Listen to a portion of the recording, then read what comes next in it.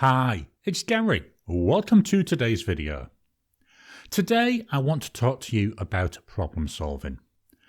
In my mind, effective problem solving is the single biggest way to boost your productivity. I know, sounds like a bit of a bold statement, but then once you start thinking about it and digging down, you can see where that power comes from. If things are going well, you're just carrying on, you're working through that list of things that you've got to do. Everything's going fine. You're focused on what you're doing, you're moving forward, and you're delivering results. It's when issues come up, it's when problems happen, that's where things tend to go off that productive track. You come across something and it stops you from working. And it could be something to do with work, it could be a phone call, it could be a message, but equally it could be some other event that's totally outside of your control. When this happens, you need to have a toolkit of techniques that help you to move forward.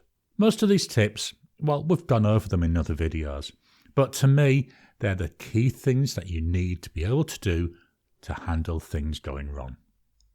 The first, and it's the most important tip, stop, think.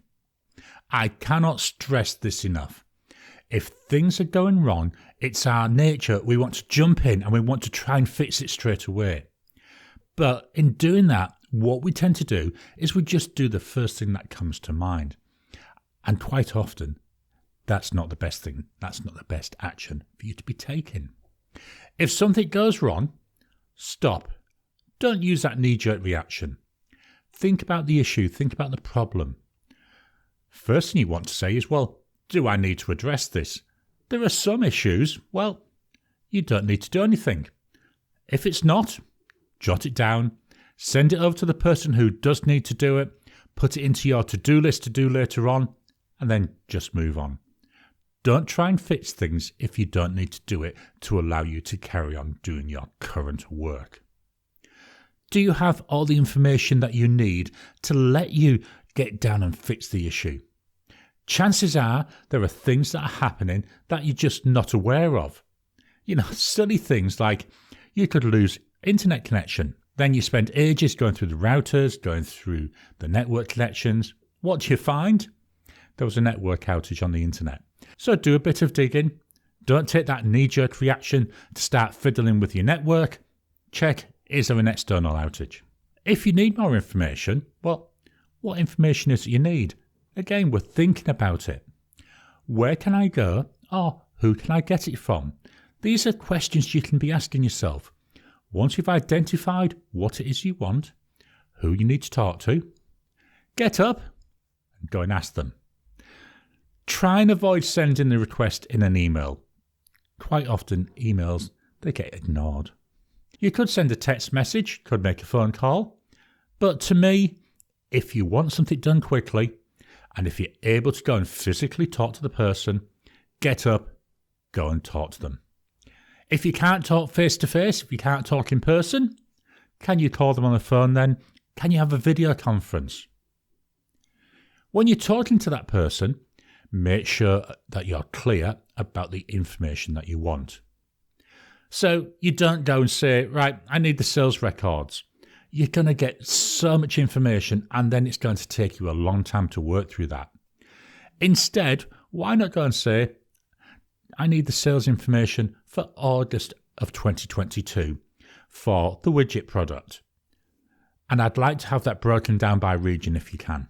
Chances are the person that you're asking for this information, they've got the tools, they've got the skills. They can usually very quickly give you the information in the format that you need.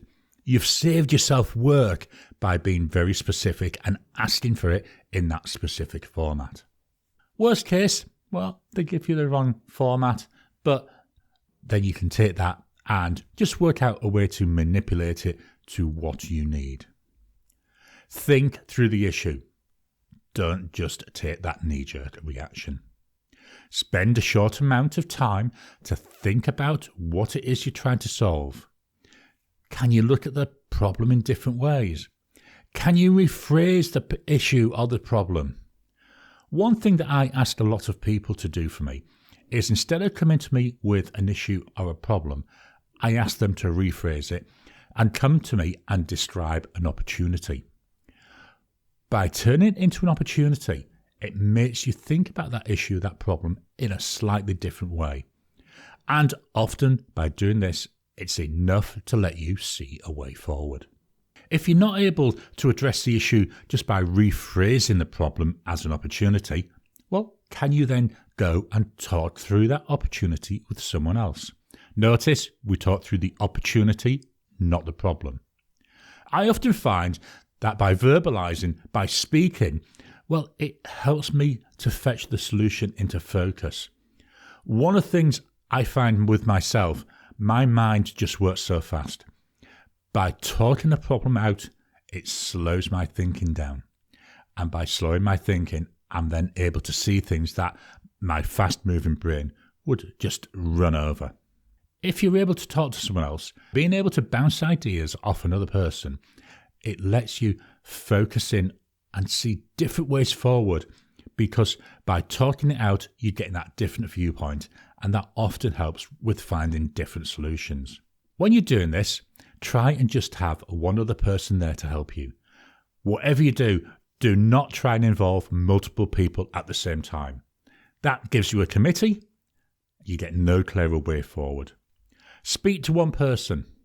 If they're not able to help you, go and speak to another person.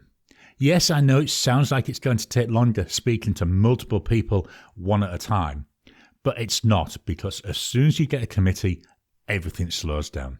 If there's no one for you to speak to, as I've already said, talk to yourself. Speak it out loud. I know when I work at home, my wife often walks by the door to my office, hears me talking and thinks I'm talking to her. I find that by talking out loud, by describing the opportunity out loud to myself, by slowing my thinking, it lets me see avenues of investigation that I wouldn't see if I was just doing it all inside my head. I want to get ideas to come forward, and by slowing it down, they can. Whereas, again, if I'm thinking about it in my head, I'd normally just skip over them. I want to identify solutions that I wouldn't otherwise see. Again, slowing down your thinking helps you look at different solutions. The last key strategy, and this is one which I think virtually everybody struggles with, I know I do, ask for help. Don't think that you need to do everything yourself. You don't. If you've got a problem, if you've got an issue, why not just go and ask for help? But don't go and say, help me. Go with a specific request. Demonstrate that you've spent the time thinking about it, that you've dug in and you've investigated the issue. When doing this, it helps to be able to describe the steps that you've already taken. What investigations have you carried out? What are the results that you're seeing against the results you're expecting to see? Asking for help, such a powerful tool, and one, as I've already said, a lot of people, including me, really struggle with. When you ask for help, go with an open mind. Remember, people, they generally want to help you, but they're not going to offer it, they'd like to be asked. To summarise, when things go wrong, stop. Think. Investigate what's happening. Rephrase problems and issues as opportunities. Talk through the opportunity, ideally with someone else, but just talk out loud to yourself if there's no one you can go to at that moment. Ask for help with a specific request. By solving problems in an effective manner, it lets you get back to being productive. It lets you deliver the results you deserve. I hope you've enjoyed today's video. What are your top techniques for solving problems? Please drop a comment down below. Let's see if we can build a library of different ways that we tackle these problems, these issues. Please hit the thumbs up button. Every time you like, every time you comment, just helps with the YouTube algorithm. If you haven't already, please subscribe to my channel so that you can get new videos as I release them. I'll talk to you again soon.